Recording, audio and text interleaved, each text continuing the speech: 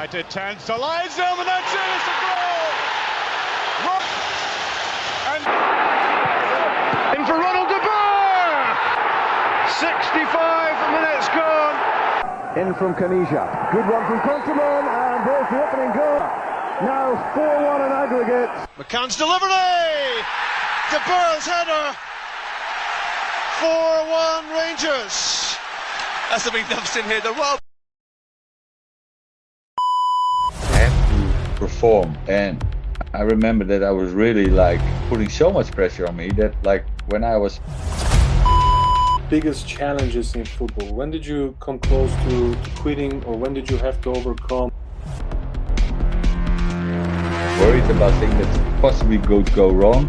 You were too nervous, you were too tense. Suddenly I couldn't do it, I couldn't show it, and that was really a mental thing.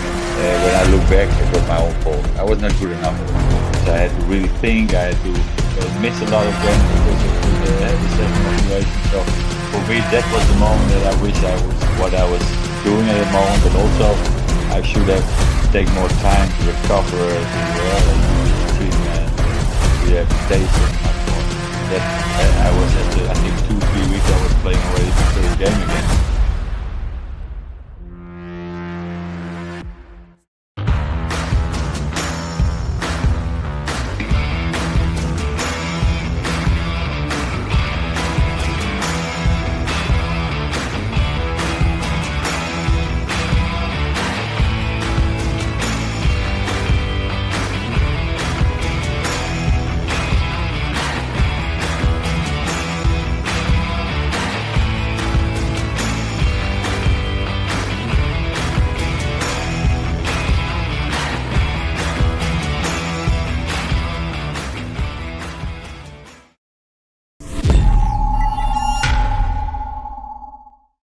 And we are live for another episode of The Overcomers. Today we have a very special guest, football legend, one of the people that I looked up as a kid, one of the people that inspired me to do crazy things and to love football. It's a true legend from Netherlands. His name is Ronald De Boer. He doesn't need any introduction. He played for Ajax, for Barcelona. He played for the national team of Netherlands. As you can see, I'm very emotional and very excited about having Ronald as a guest. It's been a dream come true, and I'm gonna allow him to share his story. Without further ado, ladies and gentlemen, Ronald De Boer. Welcome. Hey, thank you. How are you? Thank you so much for accepting my invitation. I'm wearing the Barcelona jersey. Yes, I see that. The old one. I think the one when Ronald Koeman scored the winner against Sampdoria. Yeah. That time. Yeah. So I'm Bulgarian, and this one is actually signed Stoichkov, of course. Yeah. by Stoichkov right here. Yeah.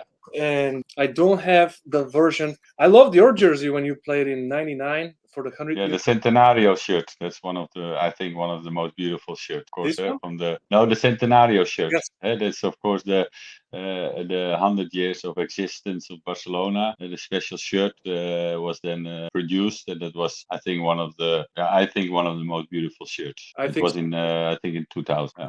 Yeah, for the 100-year anniversary. Yes. So how are you doing nowadays? Yeah, good. Busy with a lot of things. I'm coaching the under 17, under 18 of the Ajax Youth Academy, but not really. When I say coaching, I'm doing 2 times a week. On Tuesday and Thursday, I'm like we call it like a skill coach. So I go more in the depth with the boys, more individual, looking for their strengths, their weapons, and try to improve that. But also be a mentor of 4 top talents in that squad, and so they can always talk to me if there's something. Can be a private matter, but also, of course, a lot of things about football, how they can improve. But it can also be mental, of course, because football is still, especially now, also a mental sport. Can you cope with the pressures, all those things, and hopefully I can just guide them just at the right direction, and hopefully make the step to the first team. And that's, of course, our end goal. Yeah, it's so important nowadays, mentorship, because the challenges are so many with social media and with all the Exactly. things. So having a good, stable mentor that can help them prevent some of the mistakes, it's critical for development. We see so much great talent just being wasted because of who knows what, you know. No, first of all, Falco, what you say, it's you have the pressure from outside, but can be from the parents, but also from the agent, or but also what you say from the social media. One day you're a star, and a week later you're the worst player in history. And can you cope with that pressure? And because everybody nowadays can just say something through social media with no responsibility, but it will affect. Still a bad message effect comes into a young boy's body, that he feels that. And I think people don't realize that can have a big impact. But so that's why sometimes I just say don't read the comments. Good comments is nice, but you will also receive bad ones. And Yeah. yeah, just you cannot make everybody happy, I always say. No, that's Yeah, something we learn the hard way sometimes and little yeah, too late in life. But look, football is my passion. It's in the zone for me when I'm in the game, when I'm playing the game, when I'm watching the game. There's no outside distractions, and I could be truly focused, naturally, genuinely focused. I started playing at a very early age, and my relationship with my dad was it was difficult, and I trained football from an early age. yeah. He didn't come and see me playing the games, and one day he did, and I scored a goal, and it was just the best moment in my life, a core memory. And then we didn't come from money, so we were walking home from the stadium, and I was asking him about the game. I'm like, did you see how I scored a goal? And in his mind, he was motivating me then, and said he didn't make it count. And I stopped playing football. It was like a critical moment Yeah, yeah, of course. at that age, because my hero, that basically the person I was playing for, a big reason why I wanted to play, I wanted to make him happy. I don't blame him. Proud. We have great relationship nowadays, but he that kind of led me to not play and not work hard. Later on, Yeah. I went back and we watched an interview. It was a Milan Sampdoria game, and Franco Baresi was leaving professional football, and they were asking him, would you recommend to your sons to play football? He says, absolutely not. My legs are shattered. It's Yeah. a difficult sport. I would not recommend it to my kids. And then that's the only thing my mom needed to hear, to say no football for you. So kind of like my parents, I can't blame them for that, but they prevented me from football, and I didn't play. Once when I stopped training, I joined the metalheads and the guys at school that drink alcohol and do drugs and listen to heavy metal and stuff. And Is that also a sport? I'm sorry. Is that also a sport? Yeah, it could be, yeah. And I didn't play for like 10, 15 years. I didn't touch a ball. And then in my 20s, I went back to playing. Now I play 4 times a week, and I'm still as passionate as I was as a child. Yeah. But who knows what would have happened if I followed my dream and played football. But I can genuinely tell you, this is one of my biggest passions in life, and I know that it was probably yours. So focusing on you, can you share with us a little bit about your parents, about your grandparents, and just your upbringing? Because I believe in something called the ripple effect. It's probably, Yeah, one of day course. maybe I'm gonna look. I always say, the ones you get in contact, it affects you, of course. It's normal that if you, for example, I guess if you have people who have been a doctor family or a medical family, a lot of people will also end up in the medical area, and Right. that's normal. My father was a passionate football player. He was the best player in the where we raised up from a little village, and he was the best player, and he became professional. He went to AZ Alkmaar at that time many years ago. And when he played his first professional game, he got a very bad knock on his ankle, and he tore all his ligaments in his ankle and never really recovered. Especially at that time, the medical care was not that great, of course. And if you see also his knee, he has two big scars. Nowadays, you have when you do a meniscus, for example, you see only three little holes. That time, of course, you had a scar from I think 30 centimeters left and right. So totally different time zone.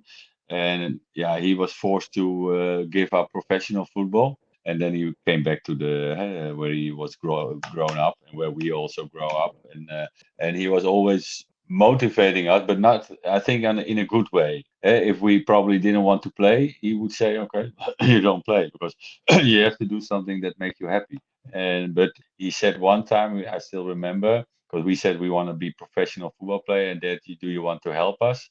And he says, "Okay, I'm going to help you, but then I want really your full commitment. I'm not going to go every day up and down or train with you, and there is no commitment." So there was a little bit, of course, an attitude, mental thing that he gave us because you ask something from your dad, so he asked something back, and it was more commitment and willingness to do well, and that we did. And what I said, my father was a very gifted player. He could play left, right, feet, both equal, even though he was 180, sorry, 1 meter 70. He could head as Santillana or which like the best headers in the world. He could really, his timing. I think we learned from that because he could show everything as an example to show us how we should head the ball. So we were really lucky that we had a dad like that. And but you must also understand that my father, we come also not from a rich family, and my father was a plasterer, and he had to work very hard. I think he was lucky that plaster company was his brother, his older brother's company. So then you can always shift a little bit, but still there had to be, we say in Holland, there had to be bread on the table every day. So we had to work hard, and especially that time when you are a plaster. Nowadays the technique is so much better. They can always offer the much lighter work than before. My father had a very bad shoulder, was always his hand above his head, and then put all the things on the wall to make the walls look pretty. And so you can imagine that when we were turning 14, we had to go to Ajax, and it was 70 kilometers away from Amsterdam. So almost every day to Amsterdam, up and down, so 140 kilometers. And after school, straight step in the car to Amsterdam. Sometimes with traffic, we just managed to make it on time, and then we changed in the car, and then straight from the car, hop on the training pitch. But sometimes my father had to do overwork because he was not finished, so he had to finish that job. So my mother had to come. Had to come to school and make sure that we are on time in Amsterdam, and then my father did then the cooking afterwards. So, but also my mother, of course, when we come back, every time had the dirty clothes, but also make sure that we had our dinner ready, and then maybe do some quickly homework and then go to bed. And that was basically our rhythm for 5, 6 times a week. So for us, it was basically only football of school, football, eating and sleeping. That was it. I have an older sister called Anya. I think I never, from 14 years old, she was 18. I never really witnessed her become really an adult woman because we basically didn't see her because she had her own life at home because we were from school straight to Amsterdam and back to bed. So I can't really, what did she do basically in those 4, 5, 6 years? I have no clue because that's just to explain how intense for my parents. For us it was okay. We love to play football. We went to Ajax when we were 14, and because we did well in our little youth team, and then we were noticed because we had a regional talent scouting, and we were picked up. And then of course the scouts all over Holland are looking, and they think, oh, those brothers De Boer, they're quite well. And one time we were invited a friendly game, and then we were good enough, and then we decided to go to Ajax. Then we had some incredible years as a youth player because you were playing one of the best youth academies in the world, and of course from a little, call it like a farmer boy. Although my father was not a farmer, but coming from a small village and going to the big city with a lot of totally different attitude. Yeah. It was to adapt was difficult, especially we had a bit of strange accent. Now you would think that I come from Amsterdam, but when at that time I had an accent that people laughed at you because you say things differently, and then so you have to be strong also mentally when you come in the dressing room with those guys from Amsterdam who has everything. They say everything what they think, and they have a good sense of humor, but you have to be a bit ironic humor, and So you have to be strong. And fortunately, I had my brother, of course, so we always were together to help us through difficult moments. But it was a great learning school. And yeah, so still, what I said, so many compliments to my parents. 'Cause without them, because you said with your father, for us, their support was always there. So we have a lot to thank to them that we finally made it. Yeah, well,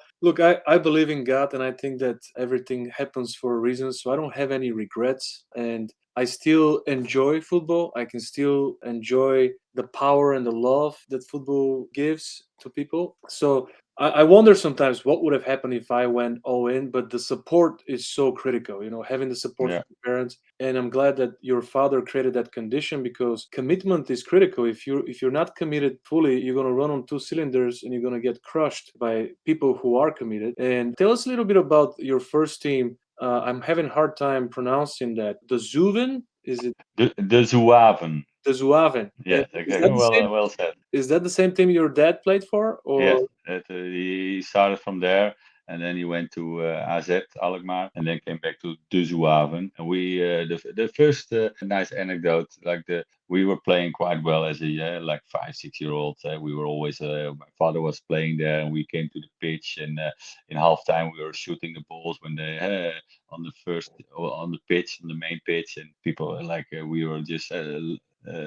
Look at us, how good we can play already a ball, like 5, 6 year old. And that time you were only allowed to play when you're 7 to come to De Zouaven, play in a team. But we were noticeable already good. So father was important, a known player, but also like he was a coach, and they believed him. And so he said, "You can, my sons can play already in the team with under 7." And so the first game we played with under 7, and we at that time you had like 14 teams for the under 7, and we started I think in the under 7 8 or something. And with the first game I scored 5, we won 10-0, and my brother scored 5. So we won 10-0, and we were directly lifted up to a better team. Like we went to under 7 3 right? basically, so to a better team. And from there on we went always to the first teams. And I must say my father was also thinking about how to challenge us. So one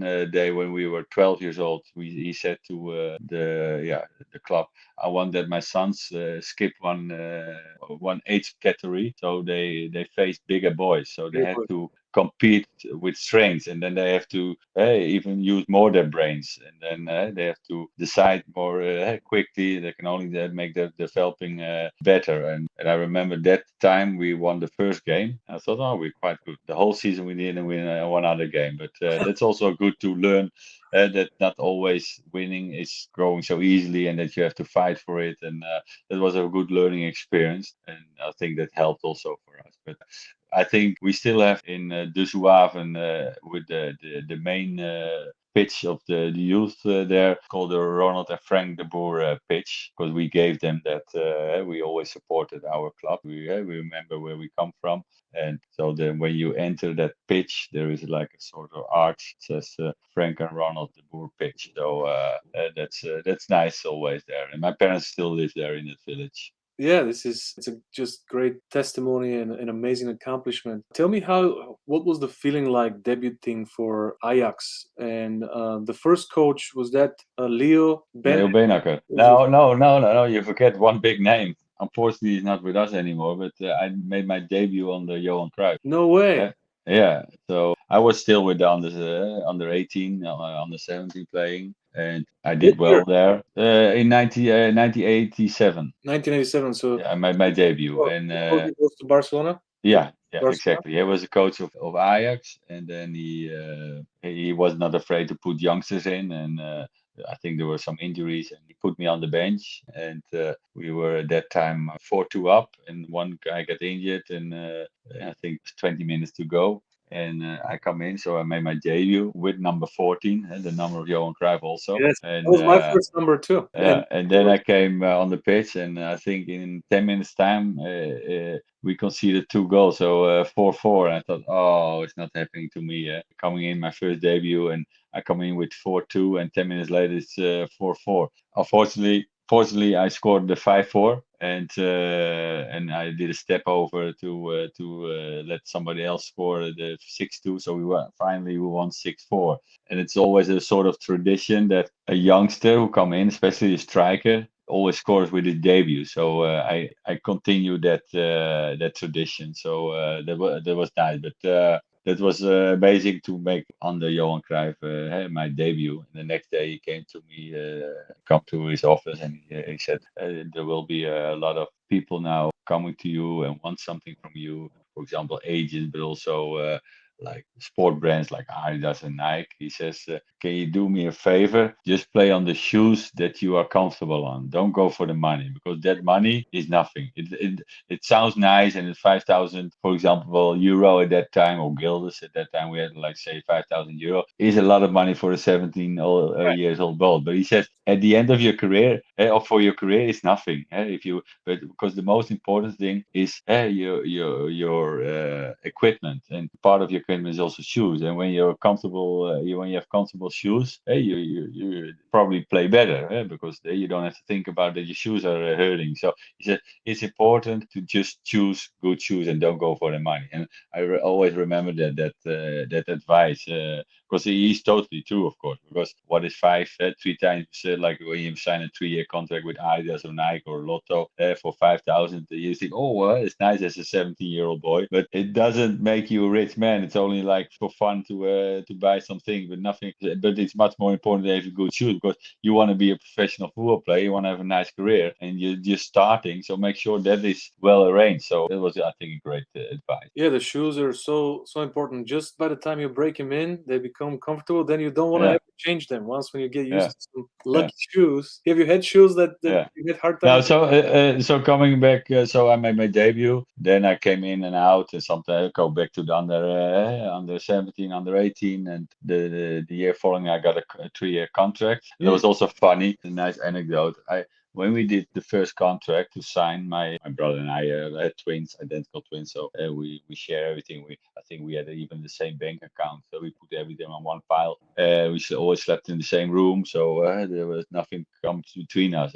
You moved But into Frank, like together as well, right? we had a, like how do you call it, double bed, so we always slept in the same room till we I think left home. And he already played. He didn't make it. I made a debut earlier, but he that because I did it. For example, I think I made my debut maybe January or something. But Frank after that made also a debut, and he continued to play a lot of games with the second team and the first team. And he was training with the first team. So we had our first contract, and I was coming first to the office, and I got a 3-year contract, a very nice contract in my vision. And then my brother come in, and I said to him, "Oh, I got a good contract." So and he thought, of course, I'm already starter in the second team, and I'm always still. Ronald is occasionally playing in the second team, and sometimes training with the first team, but he's always training with the first team, and yeah, one of the 11 players from the second team. So he thought, oh, then I get even a better contract. So then he come back from the office, and then he said, and I said, and you get only a 2-year contract with so much less money than me. But you know why? Because at that time, not now, the difference is football is different now, and also like with money wise with the transfers, the Mhm. idea about football players. But at that time, a striker, I was a striker or a right winger, and Frank was a defender. And a striker is much more money worth Yeah. basically, because a transfer is easily made with a striker than a defender. So they always ask more money for strikers. So that's why I got more money, because if they want to sell me and I earn more money, they can ask more money. So that was at that time the case. Nowadays, you see the Maguire or the Ligt or the Van Dijk with transit big money like strikers. But before it was always the strikers who were the highlights of big transfers money, and now it's totally different. But Yeah. that was very disappointing for Frank. But what I said, we put everything on one bank account, so he was okay with it. So, but Frank always reminded me a little bit of Ronald Koeman, and you were a little bit more creative player, a little bit yeah. more flexible in different roles. So I was a big fan of Ronald De Boer of you. And did you enjoy playing more as a forward or as a midfielder? Yeah, that's also what happened. I was always starting as a right winger. My brother's a left winger, and he Those were the gradually original positions? Yeah, that was when we came from the Zouaven. We went to Ajax. Frank left winger and I was right winger. But Frank had a left fullback who was like a very modern fullback, like nowadays, Yes. coming over every day, every time he came over him. So an overlap, and Frank was always taking his position. So he was basically always standing because we had 80% of the ball, and he was only overtaking the position of the fullback. So my father went one time to the coach and said, "All you say to the fullback, come 5 times, 6 times in a game, but not 100 times in a game, because Frank never gets the ball, or put him left fullback." So Frank became a left fullback. From there on, he went to central defender. Frank, that's why I think he was such a good defender, because also on the ball he was very comfortable. Yeah. His passing was, I think, you don't see many people can give a pass like my brother, but also his intuition, his vision, reading situation by forehand, that makes him such a special defender. But for me, I was as a right winger, I became a striker. And what happened? I became a striker in '94. We went to the World Cup in America. And I was number 9. Dennis Bergkamp was behind me as number 10. And I think we won the first game lucky against Saudi. And the second game was against Belgium. And halftime we were trailing 1-0 down against Belgium. And I was substitute that game, and we lost 1-0. And this third game against Ireland, I was sacrificed. So he played Bergkamp as a lone striker, and he put one more holding midfielder. So I was on the bench. But what happens then is that we were training we had 22 players, to do your homework against Ireland. You're training and your ideas how you gonna play against Ireland. So you have to pretend that the substitutes playing like Ireland. So I play like Ireland on the training, but we had like John Bosman. He was also a striker, but he was more like a header, but he could only play on number. And I was more technical, so I was playing like a midfield. And for me, that when I was playing there and something opened up for me, I said, "What? This is my place." I was so good on that role. Like I was playing, I get the ball, I was turning, I was dribbling, but I was passing. But I feel so comfortable. I didn't have those two big giants defenders always in my neck, behind me in my neck, and kicking and pushing. And I was physical, okay, but I'm not a Lukaku, for example. So for me, that was a relief that I was on the midfield and not always. I'm standing face to face with people, and Yeah. one against one, I was really one of the best. So I could dribble left, right, doesn't matter. Create chances and occasionally score goals. So for me, that was an eye opener. So Louis van Gaal was our coach at that time at Ajax, and he was also watching his boys in America how they were doing. He was also for a sponsor, so he was there. So one day he was in the bus with us because we were flying, and something happened in the bus, so we had to wait in the bus. That the plane problem was solved, and I said, "Coach, you have to do me one favor. Put me right midfield when we start the next season, because that's my spot for sure. That's my spot." He said, "Really?" And on the typical Louis van Gaal way, and close to my face, he said, "But are you running also back with your opponent? Because it's not only when you have the ball, you have to also run back." I said, "Believe me, do that." So I must say, give credit to him. He did it, and from there I think, from there on, really my career lifted Yeah. up. So you felt more freedom. I know you mentioned Bosman, and there was growing up, there was the law that came Yeah. through his case and allowed people to play in Yeah. different countries. There was a different Bosman, but that was the Belgian Bosman, yeah. Was that the Belgian Bosman? Oh, Yeah, okay. we had John Bosman. He's a Dutch international, one of the best headers you ever seen in the world. But the other one, Bosman, he was of course from Belgium, who put the football world upside down with I've got with his score. I brought the jersey of the Bulgarian team from Yeah, '94. yeah, oh yeah, I of course. had a Netherlands jersey too, Yeah. but Bulgaria did pretty well in '94 too. Yeah, I know. Yeah. So what were you thinking about their team? There wasn't any chance to play against them, but No. what, They had some great players. What is the bold one again? Lechkov, What, sorry? Lechkov, Yeah, Lechkov. Leskov had a good play, and there's some other nice players who played already in Europe with decent teams that you know the names already, but they played really well. A very some technical, but also very physical good. But also, I think what I remember, they could run like for 90 minutes with unbelievable pace and very direct. It was a good team. Yeah, and who was your competition? Was it Aaron's Winter on the right wing, or No, yeah, right midfield. It was Aaron Winter at that time. Yeah, I think that was a bit the player. He was like 3 years older than me, or 2 years older, and so yeah. I mean, at that time, I must say, when I was because from a striker I went midfielder, and but in '96, because in '94 Van Gaal put me after the World Cup, he put me as midfielder, and from there on, what I said, my career flew off, and then I was '94. I became best player in Holland. In '96, I became the best player in Holland, so I won 2 golden shoes. So in '95, we won the Champions League. So I was the right midfielder of Ajax, but also for the national team. There was no doubt about it. So Aaron was sometimes the right fullback, but I was the right midfielder. that was a core memory in my life. I remember when I fell in love with Ajax, and I also have an Ajax jersey too, but it's not from your days. It's a newer one. That's Huntelaar. Oh yeah, I was today with Huntelaar. We had to do a clip together. So Klaas Jan, great guy. Yeah, he's a great guy. But Yeah. in '95, I remember with my grandpa, we were watching the final, and I was AC Milan fan. And Kluivert scored a goal. He turned his shirt, and I Yes, I know. remember how I became Ajax fan from that day on. There was just something so magical about this team. Every single player on every single position was at the top of their game, but it was a young team. And then Yeah. all players became super famous and had a great career. This was True. probably one of the Yeah. best teams, best football teams of history. No, I mean every generation, like every 10 years, you look back and which team was there making the most impact. And I think mid '90s we had the most impact. We changed, I think, Yeah. the football landscape with attacking football, but also with a lot of creativity. We were basically an unknown team, although we had Frank Rijkaard back from AC Milan. He was an experienced guy, and we had Danny Blind, the father of Yeah. Daley Blind, as an experienced guy. But he was not famous in Europe, but only the famous guy was Frank Rijkaard, who won 2 times the Champions League, and then with AC Milan. So we were also, we had no clue where we were standing when we started the Champions League, and I think we talked about the final.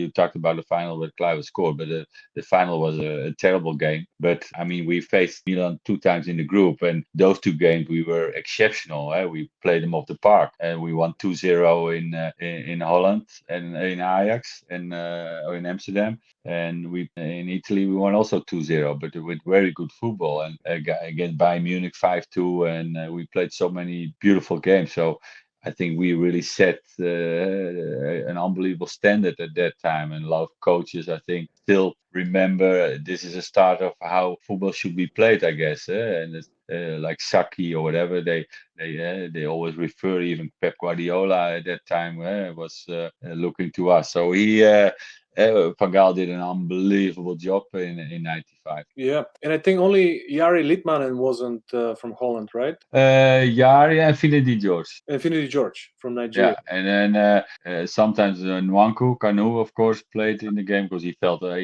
he came on also on the pitch in the final, but he was also playing during the qualification game. But Nwanku was sometimes in, sometimes out, but they were also unbelievable football players. And what you said, even the older players had an unbelievable career, who played at Ajax there, the starting level, but also like Seedorf, who was Seedorf, up and down, and then of course Nwanku Kanu and Kiki Musampa. He was also Right here was on the right, right? Reiziger left, my brother, Edgar David, Liedman, me on the midfield, Mark Overmars. Then you have Kluivert or me as a strike, of course, Finidi George on the right. So we had an unbelievable team at that time. So Milan was tougher on the final. Was it because of their Yeah. experience or just? No, I think they're starting the season not so well, but they increased the level. Maybe it had to do with fitness or whatever. That doesn't matter. But they were in better shape during the last part of the season, and they took that with them. And yeah, for us it was of course new. For them, they experienced it a lot of experience. And with Desai, with Baresi, Costa Curta. Who was on so your many- side? Was it Costa Curta on the left back or Maldini? Maldini on the left back, and there were so many unbelievable players. You see that team, so Savicevic, Simeone, I mean, unbelievable. Donadoni. There were so many great players there. So For us, it was already that we reached the final. We were already happy, but yeah, once you're there, you want to win it. But it's I think overall we deserved the game, but to win this game. But the final was not the one that you remember. I think the 5-2 in the semi-final against Bayern Munich was much more Yeah. a better game. Yeah. Definitely a better game. It was just refreshing to see because it wasn't a team of with big stars, but it was like No. young players from Ajax, and it was just refreshing to see kind of like it's an underdog story that everybody fell in love with, and we kept following everybody. And I remember there was a little bit of a situation with Ajax into the transition to Barcelona. There was a little bit of a scandal, and then you followed Louis van Gaal to Barcelona. Can you Yeah. talk a little bit about that challenge? Yeah, no, it was in '98, of course. We were winning. We were big. We had big. We were big players at that time because we won the Champions League. We lost the Champions League final against Juve. That was on We lost the penalties, same. right? Yeah, it was tough to handle that one with penalties. And then, of course, in '97 we lost the semi-final against the Juventus. But we in '98, of course, with the World Cup. But before the World Cup in France, we had an unbelievable team. But Ajax was verbally agreeing with me that I could go to Arsenal because Arsenal wanted me, and they said verbally that I could go there and that they would work with me to make the transfer happen. The transfer money was fine, and my brother said to Ajax because they didn't want to let us go both. So Frank said, let my brother go because I had a bit of a left knee issue. I will stay another 2 years with Ajax, so I promised. So they said, okay, let's do this. But that was verbal. And we played an unbelievable '98 World Cup with France, of course, when we lost the semi-finals against Brazil with penalties. And then when we came back to Ajax said, no, we're not letting you go, Ron. We're not allowing you to go to Arsenal. But I was already with my mind to Arsenal. So my brother said, okay, if you don't let my brother go to Ajax, to Arsenal, I also will say now I want to leave because you gave your word to my brother. So if you, I will also now take it back for what I said that I stay with Ajax for 2 years. I want to go. So we went to court. We lost that court because it's not really a court. You It's were like under contract, right? yeah, we had a contract. We had on federation, and we lost that thing. So we had to stay on with Ajax. So first we were on strike, and then eventually we made a deal with Ajax that they would let us go or help us to go to that end of the season. They will help us to make a nice, you know how that goes. That never works basically. But we were at half. I think we were on trains camp in the winter, and suddenly there was Barcelona, and they came like sort of package deal. Where Frank and I went to Barcelona in 2000 or in '99. So in basically '98, '99 season, we went to Barcelona and in January, and so it was a bit a strange way because we were kids brought up with Ajax heart DNA, and leaving Ajax like that was not the way we wanted. You want to go through the front door, thanks everybody, and now you basically go back from the back door, say to your friends goodbye, and that's it. And that you don't want to, of course, and Of course. that is a bit sad for I think what happened with Ajax. Well, since then, Ajax have been like a factory for players, and they let go of players a little bit easier than other teams. Yeah. But following another Bulgarian guy, Berbatov, he was stuck in Tottenham the same way, and Tottenham is famous with not letting players go easily. Yeah. And this is a struggle for many players, because you're a human being, but you're technically a property of the team, and it's just such a terrible dynamic to go against No, your. of course, yeah, I know Velko, but it's also it depends. Okay, let it put it this way. I mean, as a club, you have responsibilities. You have to make sure that you can pay the bills, and you have to have a good strategy. You can't say to everybody, "Oh, you want to go? Let's go. You can go for this money or go for free." Of course, it doesn't work like that. But I think in our case. We were 14 years old coming to Ajax. We won every prize you can win, winning the Champions League, winning the World Cup for teams in Tokyo against Grêmio, winning the Super Cup, winning 5 national titles, cups. So I know everything, Super Cup. So we were always there for Ajax, never like being in their way, Right. and then yeah, going away like that is not nice. But I think there has to be respect, but also from a player, you have to understand that a club has an existing, and there is nowadays basically also a company, and they have to earn money, they have to pay the salary, they have to keep the stadium clean, etc. So there's a lot of money involved. So I understand that you can't let players go easily, but there has to be a good way. And that time was not good, but nowadays, yeah, it sometimes goes also the other way. If a player doesn't play 3, 4 games, they want to go already. So Yeah. there's not a lot of patience, and especially the agents are then already knocking on the door of for the manager or the technical director because his player is playing. So we're living in, I think, impatient times for a lot of people. Yeah, and you're saying football is a mental game as well as physical game. So what does the club win by forcing the player to play for them? I mean, it will never be. No, that's true. At the end, the play will win, but I think you can't say also when you put a lot of time, money in a player, and then he Yeah, says, "I don't want to play anymore." Okay, oh, you don't want to play? Let's you go. I think there has to be a mutual respect and a logic thinking about what you can do, what you can ask in a certain moment. For example, Davy Klaassen now probably goes to Inter Milan for free because he has done so much for Ajax.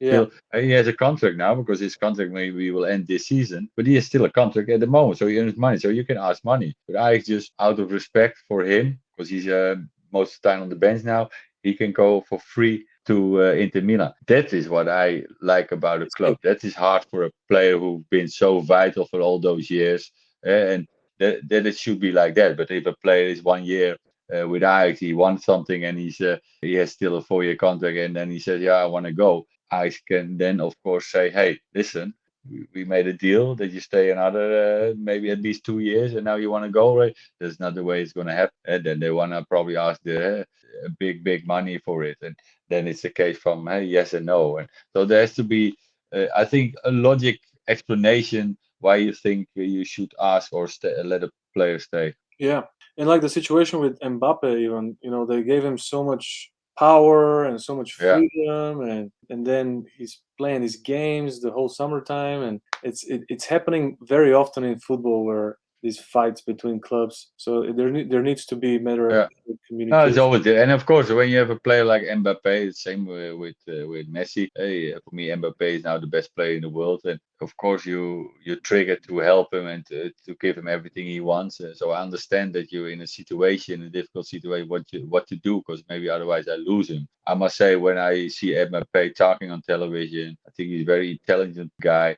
I don't think he does things with bad intention. He really wants to help also Paris Saint-Germain. I think he's intelligent enough to that he has to thank the club. So I don't think he want to force in a bad way his way out. But I think hopefully now everything's solved there, and he can continue where he's good in it, and it's scoring goals and let make people happy what he does on the pitch. Tell us a little bit about your maybe three biggest challenges in football. When did you come close to quitting, or when did you have to overcome big No, for me, not quitting, but the mental thing, and it was when I was like, I made my debut, everything, and then you have no the pressure. Because when you make a debut, you just do your best, and hopefully it goes well now, because you're a talent, you know that, but there is not really a pressure. But once you sign your contract and you want to, of course, make it to the starting 11,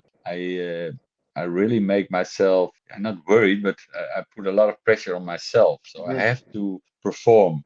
And I remember that I was really like putting so much pressure on me that, like, when I was starting the game, when I was no, I knew that I was playing on Sunday. Already on Friday, I was already thinking over the game, all over the game, and I make myself worried about things that possibly could go wrong. So when I played the game, starting the game, after 2 minutes, I was already exhausted because yeah, you were too nervous, you were too tense, yeah, and then I couldn't do the things that I do normally on training. And when I came on as a substitute, the pressure was less for my feeling. So then I was the Ronald De Boer that everybody knew, what I showed on training, and then I was one of the better ones. And suddenly I couldn't do it. I couldn't show it, and that was really a mental thing. And I wish nowadays we have mental coaches at the youth academy that you can, because sometimes a few handy tips can make you just put off the pressure a little bit from your negative thoughts about failing or whatever. What can make you worry about things? And I think nowadays we have all those things by hand. They can use those guys. I think that was really missing, and that's why I think I didn't make it to the first team adventure, and I made my 20. Of I went made my transfer to FC Twente when I was 21. Of course, I said Leo Beenhakker was the coach with Ajax, and I said he's not a good manager because he doesn't understand me, and he always put me on the bench for different wrong reasons. But when you're old and you look back to your career, you think, Ronald, come on. If you were that good, look in the mirror. You would never let a player go when you're that good, of course. It was your own fault. You should have make sure that he couldn't resist you and that you had to play you. Although he thought maybe he doesn't like you. If you're so good, he would never let you go. So for me, it was just that when I was just 20 years old, and I thought he had a pick on me, but it was just for me. And of course, yeah, sometimes you need a bit of luck with a coach, but for Yeah. me, when I look back, it was my own fault. I was not good enough at that moment. Well, on the ball, yes, with football, but not mentally. And then I went to Twente Enschede and I played there. And the good thing there was I played the same amount of games when I should play at Ajax, but only I wear another shirt. And 2 times a year we played Ajax, so that was my club basically. I wear another shirt, but you play the same opponent that Ajax plays. So for me, it was like making flying hours, experienced what it means to be a professional football player. And if I played 2 games bad, I still were in the squad the next week or 4 days later, and that gave me a sort of comfort that I knew, okay, when I play bad, I will still play the next game. So that relaxed me, and then I played so well at Twente, and then I was lucky that Louis van Gaal became the manager at Ajax. He took over from Louis from Beenhakker, and he knew me as a youngster with Ajax in the second team. And he said, yeah, I was scoring goals like crazy and assisting with Twente. And he needed like a backup for Stefan Pettersson at that time as a striker, and because he was getting older, he bought me back 3 times more than they sold me, but he wanted me back, and that was a start of a great adventure with Louis van Gaal. Is he your favorite coach ever? Yeah, by far. We have an unbelievable relationship. We won everything together. We went together to Barcelona. We had the Dutch team together.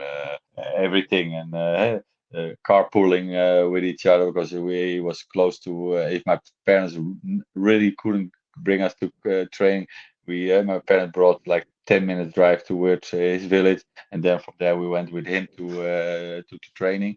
So we experienced a lot of times together, my brother in the car. So yeah, we have a special bond. And Louis, people, I must say, some people you hate him or you love him, Louis van Gaal, basically. But people who work with him, he sees the real Louis van Gaal, and he's committed. He's a workaholic, but a guy with a lot of knowledge about football, but also about the human behind the player. He's always thinking about how you are as a person. It's not only what you do on the ball. He wants that you have in a sort of way manners, that you present the club right, but also that you're in that sense a good person. And he wants to know your life, if you have a wife or kids, or it doesn't matter. He knows everything, and he's very interested in the person itself. So for me, he was a great coach, and that's why I think with I especially we had a lot of success with him. And I think Guardiola learned a lot from him, even Luis Enrique as a manager when they were playing under him. And I think everybody who played under him takes something. When you're a manager, you take something from him for sure.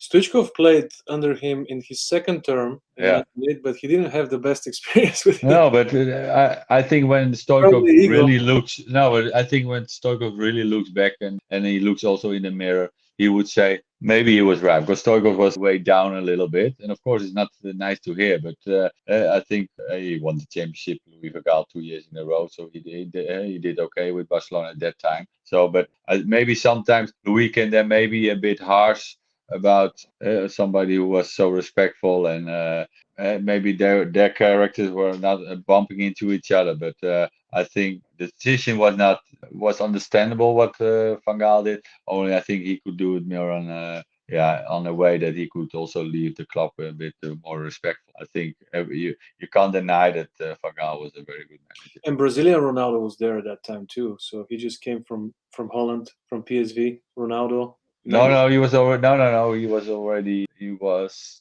gone. I think. Yeah, or he Oh, came so sure. later. Maybe for a little bit they were together, or he No, was they had only Romario at that time, of course. Romario stayed. Yeah, and then later on come Ronaldo. Tell us how about your relationship with your brother. How important was to do things together and support each other and. What people probably know when you're a twin, but especially identical twin, and we always say we were share everything together, sleeping in the same room for 20 years, and so we know each other so well. And the funny thing is that on training, we also demand everything from each other. So we would when we were young, we fight each other always, but after we forget also very easily. But also on the training pitch, so or in the game, if I do something wrong and Frank was like shouting, and my teammate thought that would never come good again. And then we already forgot it already after 1 minute or whatever. But they think, oh, they were never gonna talk to each other anymore. But yeah, that's what we are because we want to win, and we can say everything to each other, but also we forgive, and Yeah. that is something that help us a lot. And I think also what helps us a lot, of course, when you want to play football, it's nice to have another friend with you. I had always my best friend with me, so you can always have when you're doing passing game or you're gonna do finishing. One gonna stand on the goal. So it's always nice to have somebody to play with. And I had always my brother, and he could also play very well football. So we were also lifting each other up with our challenges. So for us, it was a great 20 years together in our home ground. So for us, it was something you never forget. We still are the best friends, and we always wish each other the best. So that is something that would never change. Do you still play sometimes? Now with like Lucky Ajax, we call it Lucky Ajax, or with Barca Legends, and but we play now more padel. I don't know if you know that game padel. It's between Hmm. the glass. It's a fast-growing sport in Holland, and I'm owner of Plaza Padel, and yeah, it's such a fun game. So we do that because you're getting older, Velko. Your legs getting older. So those 2 meters left and right is okay, but not long pitches is too difficult for us now. But still, we can kick a ball easily, or that's not the problem. But when it getting more than 3-4 meters is going to be more difficult. But when the ball is in the feet, we can still show it.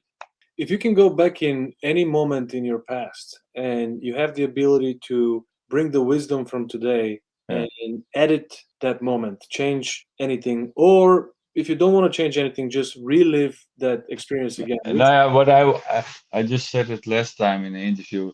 I wish I was 16 years old again, and I say that, and it was a big like the main topic on the paper. It says I wish I was 16 again. So people thought why want you be 16 again? But that was the moment that I made a stupid tackle against AZ Alkmaar with the Ajax Youth Academy, and I that was happening my first meniscus. There the damage happened with my meniscus. If I didn't make that tackle, probably my knee was still okay because my right knee never had anything. It's still like a young god. My right knee, my left knee has 7 operations and that was the moment when I was 16 when I started like having a issue with my left knee, and I continued. I have a beautiful career. Don't get me wrong, but I yeah, know for sure if I didn't have that knee, I would even have a much nicer career because it stopped me by playing all the games. I had to really think. I had to miss a lot of games because of the 7 operations. So for me, that was the moment that I wish I know what I was doing at the moment, but also I should have take more time to recover, to do the treatment and rehabilitation much more. Because that I was after I think 2-3 weeks I was playing already my first game again because you're young, you want to play, you're full of energy, so you want to continue, and I did. And but when I look back, I think, oh, boys, make sure you're an issue with your knee or whatever. Make sure you recover well and take your time because you have to still play a lot of years with that knee. And also when you're getting older now, I can't bend my knee not more like this, like mm, what is it, 45 degrees or whatever. But I can do other things, but not what I really want to what I really want to do. But yeah, that is something that I look back. Oh, I wish I was 16. You got 4 girls and 1 boy, right? 5 girls and 1 Five, boy. Yeah. 5 girls and 1 boy. Yeah. Any of them playing football? No. One can skate very well. The other is 3 old. One is beautiful. One is with horse riding. One is a beautiful mother with 2 girls again.